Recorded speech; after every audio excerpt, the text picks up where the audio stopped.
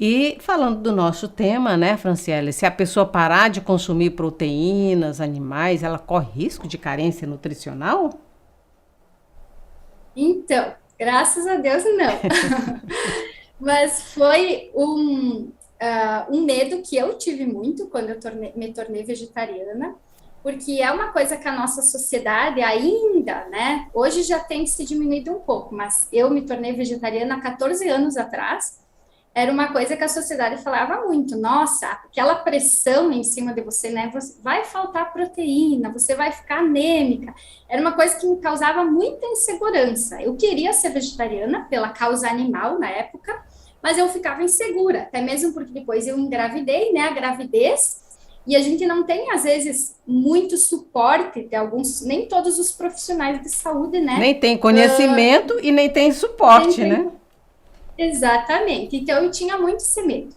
Por isso que eu estudei muito essa parte. E agora até então me aprofundando mais na faculdade para mim ter essa segurança, para mim me sentir, não, realmente eu posso trocar? Será que eu não vou ter nenhum prejuízo para a minha saúde? E hoje eu digo, nossa, se eu tivesse tido esse conhecimento antes, eu não teria ficado tão insegura, porque não tem problema nenhum, né? A gente tem a mesma proteína, a gente consegue a mesma proteína de qualidade que a gente consegue, na verdade, a mesma não, muito melhor, né? A proteína, ela se compara. A proteína vegetal, a gente consegue a mesma do que a proteína animal. Mas num contexto, o alimento em si de origem vegetal, ele vai nos trazer muito mais benefícios. Então, hoje a gente está na era que a gente fala muito tal do reducionismo nutricional. A gente acaba pegando o alimento em partes e reduz ele a um único nutriente. Então, a gente fala em proteína, todo mundo pensa na carne, né? Proteína na carne. Parece que a carne é 100% proteína. Mas daí, quando a gente vai olhar, lá vai pesquisar na própria tabela TACO, que é a tabela brasileira de composição dos alimentos, a gente vai ver que a carne, ela não tem tanta proteína assim como a gente imagina, ela 100% de proteína. Em 100 gramas de carne, nós temos apenas 24, né, de proteína. O resto é gordura saturada e água. E essa mesma proteína que a gente consegue na carne, a gente consegue a mesma proteína nos alimentos de origem vegetal. Só que os alimentos de origem vegetal, no seu contexto, eles vão nos trazer muito mais saúde, porque eles não vão ter a gordura saturada que tem na carne, eles vão ter a gordura poliinsaturada, que é uma gordura boa para o nosso organismo, eles vão ter os carboidratos complexos, né, que são carboidratos que também nos trazem saúde, vão ter antioxidantes, vitaminas, sais minerais. Então, num contexto, o alimento ele é muito mais saudável, o vegetal, do que o animal. E a gente consegue sim essa proteína do reino vegetal. Não existe, a gente consegue totalmente do reino animal, a gente consegue totalmente ela no reino vegetal.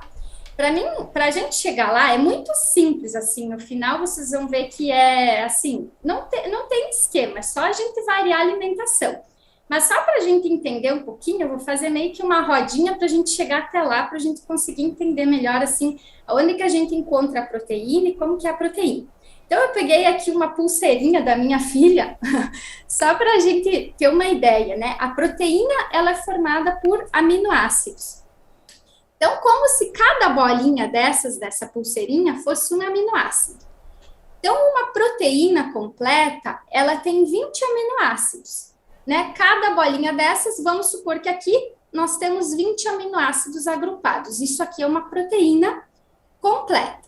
Desses 20 aminoácidos, 11 aminoácidos são chamados aminoácidos não essenciais. Ou seja, por que eles são não essenciais?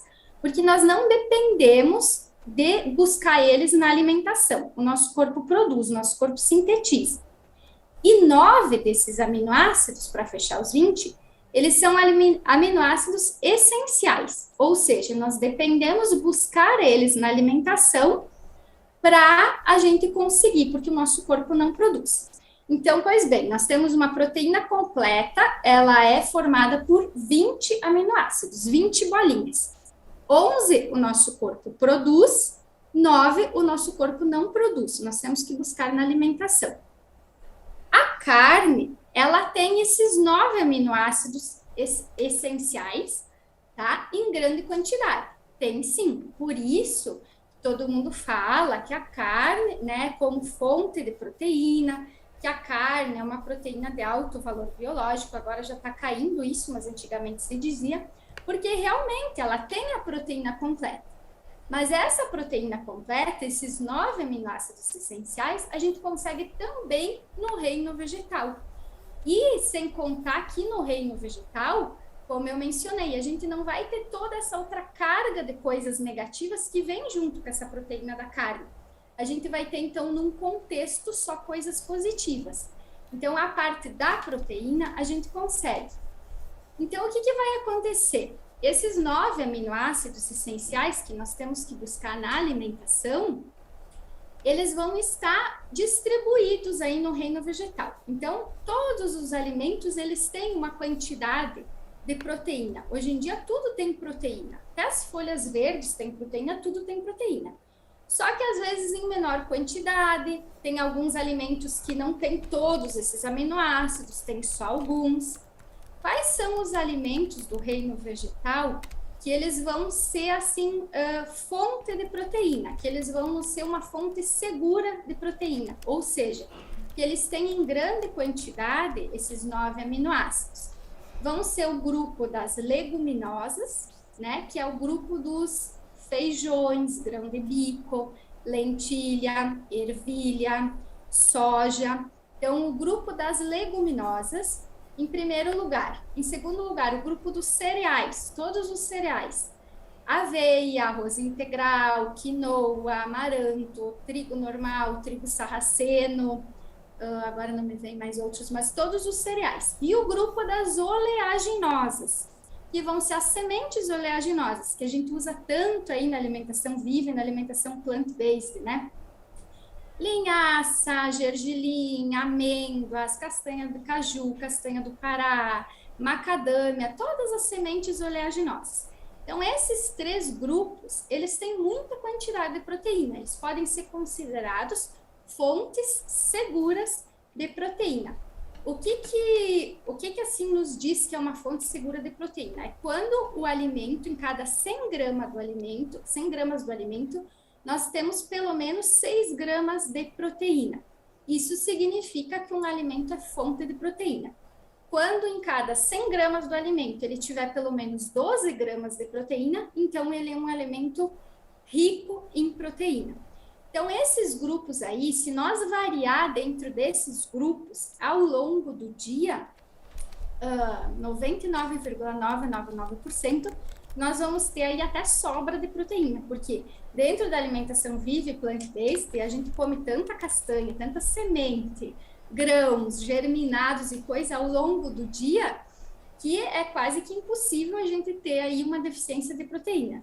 Até assistindo uma aula sobre proteína da doutora Amaranta, ela coloca assim, que na prática dela, ela nunca viu deficiência de proteína. Só em grupos, assim, onde, tipo, tinha escassez, pobreza, né, mesmo falta de alimento. Porque senão, assim, é quase impossível ter deficiência de proteína, por conta que a proteína está em tudo. Então, quando você come uma alimentação variada, o que eu assim, vejo que de repente seja um problema, que muitas pessoas, elas se tornam vegetarianas ou veganas, em vez de ir para esse grupo dos alimentos saudáveis, né, da parte dos plant-based, da alimentação viva, os grãos, as sementes, os cereais integrais, elas vão para a parte dos industrializados, dos refinados, da massa, então tira a carne e começa só a comer pão, massa. Aí, de repente, pode ser até que, e mesmo dessa forma, acho que é difícil ter deficiência de proteína, mas aí pode ser que até seja um problema, porque, na verdade, perdeu-se muito aquilo de comer grãos, né? Eu estava falando essa semana com uma amiga minha, mas ela come alimentação normal, come carne. Ela disse, Fran, eu fico 2 meses sem cozinhar feijão. Lentilha, eu acho que faz meio ano que eu não faço. Ela disse que grão de bico nunca fiz. Eu fiquei apavorada. Eu disse, perdeu-se isso de cozinhar, de comer, consumir grãos, né? As pessoas vão no tudo pronto, nas massas. Aí sim, a gente pode, assim, dizer que, de repente, né, seja um problema. Agora, dentro de uma alimentação, como alimentação baseada em plantas, como alimentação viva, onde a gente caminha aí por todos os grupos o dia inteiro, das sementes, dos grãos, dos cereais, a gente pode ficar muito tranquilo quanto a isso. E por que a gente vai dizer assim que uma proteína completa é o arroz e o feijão, né? Eles juntos. Então, por exemplo, dando um exemplo básico, né? O arroz e o feijão. Porque esses 9 aminoácidos essenciais que a gente precisa para formar a proteína completa, por exemplo, eles estão no feijão. Mas vamos supor que 1 ou 2 desses aminoácidos, no grupo das leguminosas, eles são um pouquinho menor quantidade. Mas a natureza é tão perfeita que esses que são em pouquinho menor quantidade no grupo das leguminosas, eles são em maior quantidade no grupo dos cereais. E vice-versa. Aqueles aminoácidos que são um pouquinho menor quantidade no grupo dos cereais, eles são em maior quantidade no grupo das leguminosas. Então, quando a gente casa eles se completam e ficam essa proteína completa, uma proteína de alto valor biológico. Por isso que se a gente for até olhar no Guia Alimentar Brasileiro, ele vai citar como o arroz e o feijão como uma fonte de proteína completa, porque essa junção vai fazer com que todos os 9 aminoácidos estão presentes ali em quantidades satisfatórias. Mas também a gente não precisa estar se preocupando em ter, por exemplo, eu tenho que comer tudo na mesma refeição. Antigamente se pensava assim, né? Eu vou ter que comer tudo junto na mesma refeição. Hoje a gente sabe que já podemos comer, consumir nas 24 horas, porque o nosso corpo busca e sintetiza isso.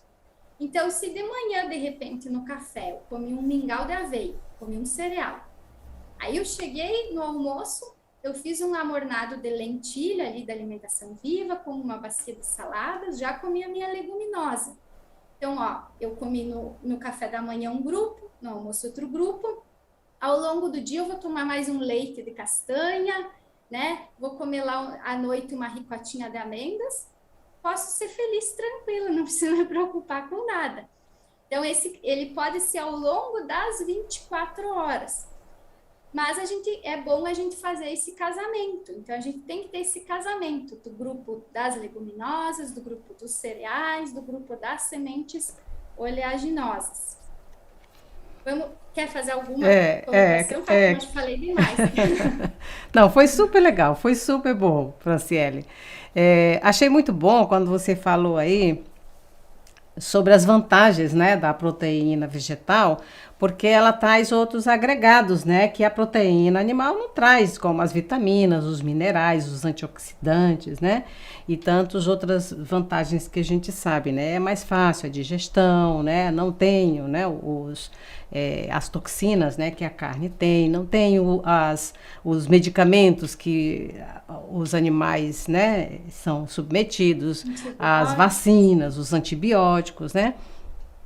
Claro, tem um outro lado também da cultura, né, vegetal, né, que são os agrotóxicos e tal, mas a gente busca fazer o nosso melhor e buscar o melhor alimento, procurar um agricultor e tal. No fim das contas, realmente, a proteína vegetal tem muito mais vantagens, né? E eu estou falando isso só para fazer uma complementação a respeito da suplementação, né? Que muitas pessoas, ao invés de procurar esse lado, né, de incluir a alimentação mais saudável, preferem investir o seu dinheiro em suplementações. Quando, na verdade, né, uma alimentação à base de plantas tem tudo isso, tem as vitaminas, tem os minerais, tem os antioxidantes, né? Tem as proteínas, tem o cálcio, tem isso, tem tudo que a gente precisa, né?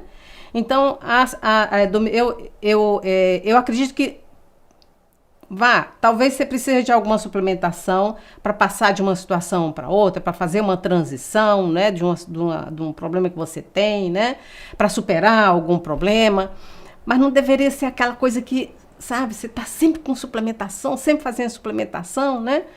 Então, essa é uma questão que eu queria, eu gosto sempre de colocar ela, né? Porque eu acho que a gente tem sempre que estar lembrando, né, dessa questão. A outra questão que você falou muito bem é a variedade, né? A gente tem que estar olhando para a questão da variedade, né? E isso é tão sério, né? Porque a vida inteira Eu vou dizer, a grande maioria das pessoas comem sempre a mesma coisa todos os dias. No café da manhã, no almoço, da janta, né? Isso é um problema, né? Vai ter deficiências, né? Então, não é que é uma questão vegetal, é uma questão de hábitos, é uma questão de estilo de vida, né? É uma questão de mudanças, né? A gente precisa fazer mudanças, né? E uma questão também que você não mencionou, mas eu acho que é muito interessante, eu acho que a maior dificuldade das pessoas, na verdade, são os vícios. O que você acha? Pode ser também, né? Porque a carne, ela traz, né? Por causa da gordura, né? Ela traz aquele sabor. Na verdade, não é da carne, é o sal e a gordura que trazem, né? Isso. Mas depois que o paladar já está num estado, ele vai ter que desacostumar com aquilo ali e voltar a sentir o gosto do alimento natural. Então, de repente, isso leva um tempo, né? A gente precisa desviciar, limpar o nosso paladar. Tem muito disso, É sim. um E essa desafio, questão né? É um desafio, né? Que a gente tem que de enfrentar, né? Exatamente. E como você falou, essa questão da suplementação, porque é muito diferente do alimento na forma integral, né? Ali ele tem as fibras, que são um pilar para a saúde. Isso. Inclusive, as fibras é uma grande diferença da proteína vegetal para animal, né? Que animal não vai ter, e a vegetal vai ser riquíssima em fibras. E o alimento, quando ele é com fibras, né, na sua forma integral, ele tem um impacto bem diferente no organismo. Então, essa é a outra vantagem. E eu acho que é totalmente diferente, né? Suplementação só quando realmente precisa, porque se a gente caminhar pelos grupos, a gente consegue grande quantidade de proteína, até provavelmente sobrar muita proteína. Isso. E uma coisa que é interessante é que eu vejo assim, a carne, a proteína animal, ela tem restrição, né? Conforme a Organização Mundial da Saúde, é recomendado que você consuma no máximo 100 gramas por dia. Por quê? Porque ela está no grupo dos carcinógenos, no mesmo grupo do cigarro, né? Se um alimento é tão bom assim, ele tem restrição, será, né? Será que ele é tão bom assim que ele tem restrição que não pode passar porque ele está no grupo dos carcinógenos? Agora, a proteína de origem vegetal, ela não tem essa restrição. Então, aí a gente já vê a qualidade, né, de uma proteína vegetal para uma proteína animal.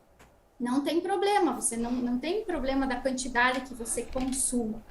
E se a gente pegar e for olhar, por exemplo, lá na tabela TACO, que a gente for olhar que tem em cada alimento a quantia, a gente vai se apavorar, que a gente achou que a carne sempre tinha mais proteína. A gente pegar a carne, em 100 gramas de carne, nós vamos ter uma média, claro que vai depender de conforme o tipo da carne, porque varia, mas a média é de 24% de proteína em 100 gramas de carne. E se nós olharmos lá no grupo dos feijões, os feijões, numa média, também vai variar conforme o tipo, eles têm 23% de proteína. Ou seja, é uma diferença insignificante, tipo 1% de diferença. E se endeusa a carne, né? Como se fosse só a carne a fonte de proteína. Sem contar que, então, no feijão nós vamos ter a mesma e vamos ter praticamente a mesma coisa que a carne. Só que é aquela história, temos que comer os feijões, né? Temos que comer a ervilha, não adianta ficarmos só na massa. Mas num contexto ela vai ser uma proteína de bem melhor qualidade. É incrível. Se a gente souber. É incrível. Então, na verdade, eu acho assim que a qualidade da proteína vai depender, então, dos grupos, da gente conseguir, né, fazer essa diversidade e da gente saber casar. Né? A gente sempre saber casar ao longo das 24 horas, comer vários grupos. Na verdade, a chave é a diversidade, como você comentou, é a diversidade. Muito bem. Vamos falar das formas de preparo? Sim. Eu só queria... Eu anotei aqui 2, 3, assim, só para a gente ter uma ideia. Por exemplo, a aveia. A aveia é riquíssima em proteína. Ela tem 15,4 gramas de proteína em 100 gramas. E a gente lembra que eu falei que um alimento para ser fonte de proteína, ele tem que ter mais que 6 gramas. A aveia, ela tem 15,4. Então, olha, riquíssima em proteína. O grão de bico, 8,9. A linhaça, 14,1. O tofu, 14, que é vindo da soja, né? O amendoim tem 27,2 gramas de proteína. além dele ser fonte, ele é rico em proteína. Né? Nossa, ele tem mais, o amendoim é riquíssimo em proteína. A semente de abóbora, as amêndoas 21,2. Então, para a gente ver como a gente tem aí proteína, meu Deus, tem proteína à vontade, é só a gente saber comer. E no caso, como você falou, nas formas de preparo, então é interessante a gente preparar de uma forma correta, porque daí a gente vai conseguir uma melhor assimilação dos nutrientes, uma melhor digestibilidade, inclusive da própria proteína, né? Que ela vai ter que ser quebrada em aminoácidos para ser absorvida pelo corpo. E na alimentação viva e na alimentação baseada em plantas, principalmente na viva, a gente faz o processo, né, do primeira etapa da germinação, que é o demolho, deixar demolho. E a germinação, né, em si, que é a segunda etapa, que é ir para o ar. Então, esse processo, ele é muito importante para ajudar nós a assimilar melhor os nutrientes, para ajudar na digestibilidade, porque o que vai acontecer? Esse deixar demolho, ele vai retirar os antinutrientes que estão ali contidos naqueles grãos ou naquelas sementes. Como os antinutrientes eles são solúveis em água, quando a gente deixa esse grão, essa semente de molho, os antinutrientes vão ficar ali naquela água. E a gente depois descarta a água, lava bem esses grãos, essas sementes, para então utilizar. E a gente tendo esse grão, essa semente, sem os antinutrientes, eles são bem melhor absorvidos pelo nosso corpo. Porque os antinutrientes já diz, né? Antinutrientes, ou seja, eles acabam atrapalhando na absorção dos nutrientes. Então, essa forma de preparo é muito importante, mesmo quando a gente vai fazer um alimento cozido, né? O deixar o tempo de molho, certo? As tabelas de germinação, que a gente usa muito na alimentação viva, né? Mesmo a gente fazendo alimento cozido, deixar aquele tempo de molho para ajudar na retirada desses antinutrientes. Às vezes, colocar algumas gotinhas ácidas no meio de molho, por exemplo, uma gotinha de vinagre ou de limão, também auxilia mais na diluição, né? Os campeões de antinutrientes são o grão de bico e os feijões, por isso que eles precisam, às vezes, de mais tempo de molho. Então, um feijão preto, mesmo que você vai fazer, né? Porque o feijão preto tem que ser cozido, né? Não tem como usar cru, que ele tem toxicidade. Mas mesmo você fazer cozido, bom, se você quer tirar todos os antinutrientes que ele tem, é você deixar até 48 horas de molho. Trocando a água, né? Tem que ficar trocando a água. Isso, não dá para deixar na mesma água, porque senão vai fermentar, né? Então, cada 8 horas ou 12 horas no máximo, você vai ter que fazer a troca da água. E o grão de bico também, no caso, é importante também deixar até umas 48 horas de molho. Aí os grãos mais molinhos, por exemplo, as lentilhas, a quinoa, a gente vai poder deixar 8, 12 horas, né? Uma média de 12 horas de molho, já vai estar legal. Então, a gente vai observar aqueles grãos mais molinhos, pode ser menos tempo, e os grãos maiores, né, e mais durinhos, daí mais tempo de molho. Se a gente quiser usar uma média, a gente pode estar usando uma média de 12 horas, mais ou menos, né? Tem alguns grãos que nem precisam tudo isso, mas melhor deixar um pouquinho mais do que menos também.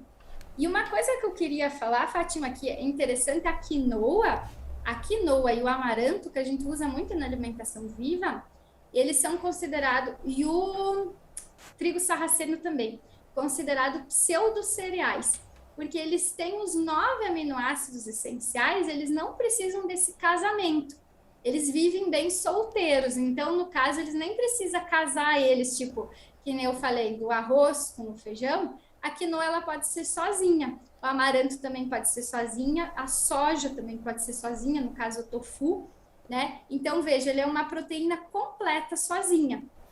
Então, a gente pode estar utilizando também esses daí bastante. Fantástico. Como fonte de proteína. Eu teria também só mais uma coisa que eu anotei aqui para mim não me perder. Eu acho interessante falar que a recomendação diária para nós como proteína, né, para a população em média geral, claro que existem casos e casos, né, mas uma média geral é 10% da nossa dieta ou das calorias ingeridas no dia que venham de proteína, né, que sejam fontes de proteína.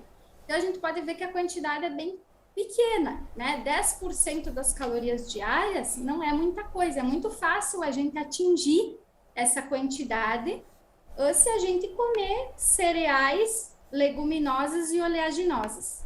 É muito fácil a gente conseguir atingir esses 10% aí. Fantástico.